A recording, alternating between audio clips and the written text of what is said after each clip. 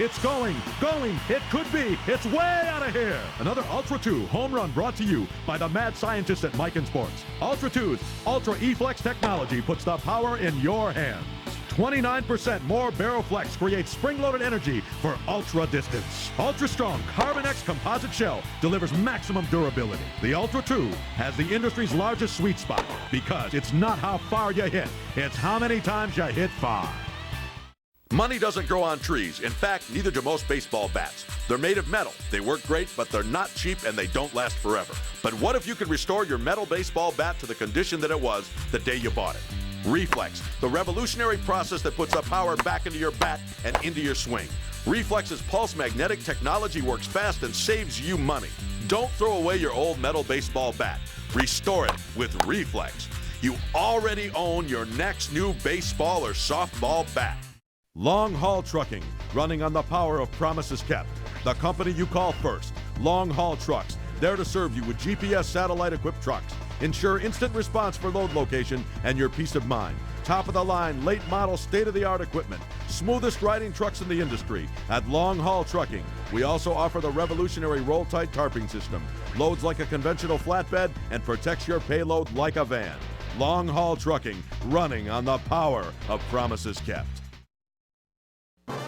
Accommodations for the WSL while in Sanford, supplied by Comfort Inn.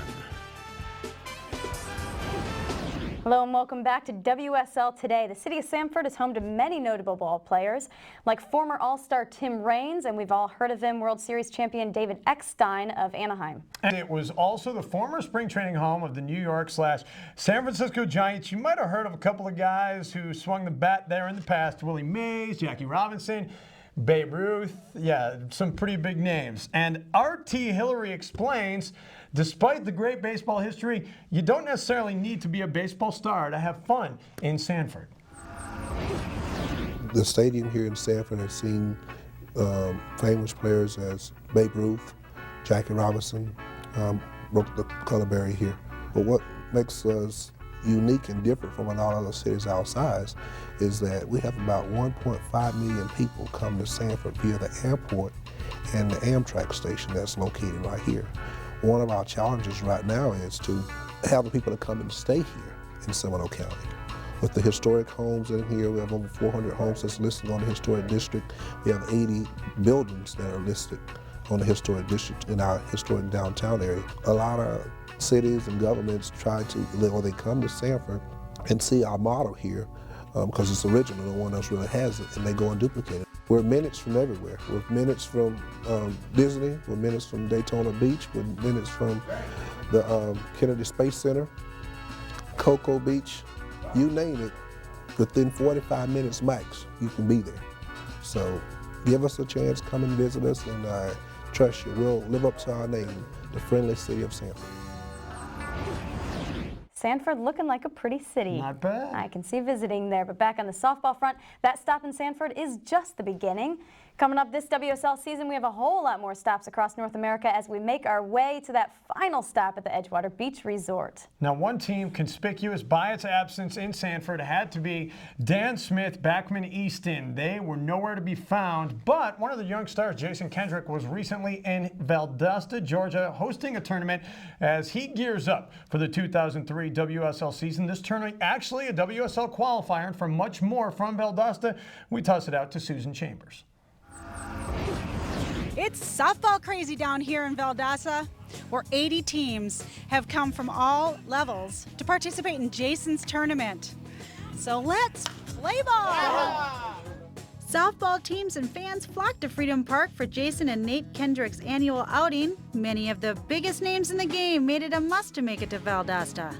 I came down when he had it at the old park before y'all got involved and all that stuff, but no, Jason is a very close friend of mine, and I love him to death, and I'd go to war with him. And we're on opposite teams now, but anytime he can come back and play with us, I'll be glad to take him. Another super level player to show is Damon Thomas, the slick fielding shortstop from Dan Smith, who also got to watch and root for his dad. We have a really close relationship, but it's Jason Kendrick's tournament, and we're playing for Jason, but my dad's playing in the A division, and we're playing in the Open division, and they got a good team. Let's come over to cheer for them and root them on. We went out at a very young age, and he played all the sports, and he kind of took to baseball, and he was drafted in the 7th round by the White Sox back when he was in high school. And, we went out and you work on your game. If you love this game, you got to work on it. You got to, God gives you a talent. If you want to develop that talent, you got to get out and work. This tournament would determine the WSL berths and a trip to Panama City for the winners in the D, C, B, and Open divisions. Let's start in the D division, where the winner was Tuckers, who edged Newman's. The MVP was Brian Javiak. I think as a team, we hit the ball pretty well, and there's 4 or 5 guys that probably could be standing up here where I'm at, and I'm just appreciated that I won the award.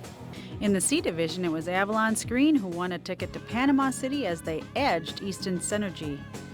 The old scout, Gordy Hagel, flagged down the MVP, Mike Jackson. There's no MVPs on this team as far as I'm concerned. Every one of those guys played just as well as I did. I don't even play defense. They won't even let me go out there. I'm too old. They make me stay behind the plate. That way I can't hurt them too much. In Class B, Gene Shop. The MVP was Eric Thompson, who led his team past Easton Rage and Team KFC to take the tourney title. The Open division went to Vernon's Mikan. The MVP was first baseman Paul Cullen. We played as a team all weekend, and that's what makes our team special. We got a great group of guys. There's no one superstar on the team. It was a group effort all weekend, and I'm proud to be a part of this team. In Valdosta, this is Susan Chambers, the World Softball League today. Kendrick clearly doing a lot for softball in his hometown of Valdosta. That tournament also for charity, and it's given the fans in Georgia a chance to see what big-time softball is all about. That charity twist, always a nice thing to hear about. Yes, it is. Hey, we've got a full season ahead here on the World Softball League today, and coming up later on this season, we are going to once again take you to the Metrodome in Minneapolis as Major League fans and players witness big-time softball via the Home Run Derby and, oh yeah, the WSL All-Star Game, which left both Major Leaguers and fans in awe. And then next week, we're hitting the beach in Daytona with some quality softball that includes softball powerhouse in that lineup, Dan Smith. We're going to take a look at that. Thanks so much for watching. I'm Sarah Snow. And I'm Dave Banz. That does it for this edition of World Softball League today.